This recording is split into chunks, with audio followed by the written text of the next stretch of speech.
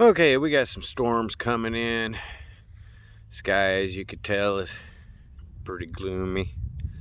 But we got one project partway done before the rain hits. Hopefully we don't have any more cold weather. Here is one grow bed finished and two grow beds finished. We have onions, bell pepper, jalapeno, more onions. And then over here we got some big boy tomatoes, some yellow crooked neck squash, and then we got some cherry tomatoes. We're undecided on what we're going to put in this one at the moment. We will get it done.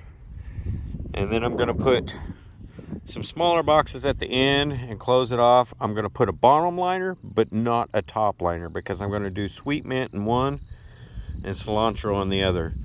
If you put the liner on the top and the mulch, it will not spread and grow the way mint and cilantro does. It's kind of like a weed, it just takes over. So we have to do it separate from everything else, because if we planted mint or cilantro in these boxes with the other stuff, it would just overtake the entire box. So we are going to use the smaller boxes, pick up my tools, those there, do a liner on the bottom, stack them too high, fill them with dirt, and then just plant the cilantro and the mint.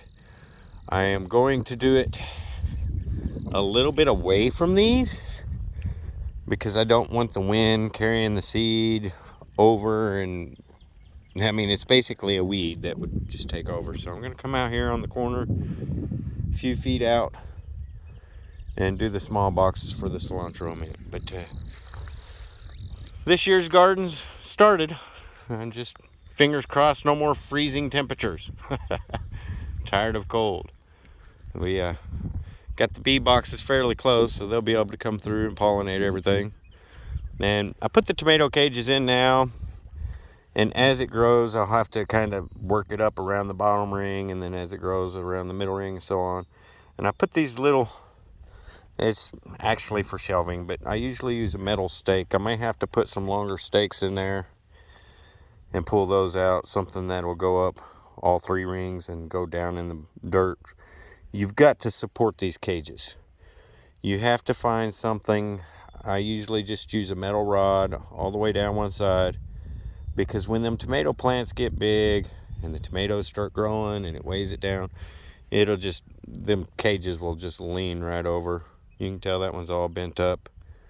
But it's another done project as far as that goes. We still have to figure out what we're going to plant in that back box. We haven't figured out exactly what we want yet.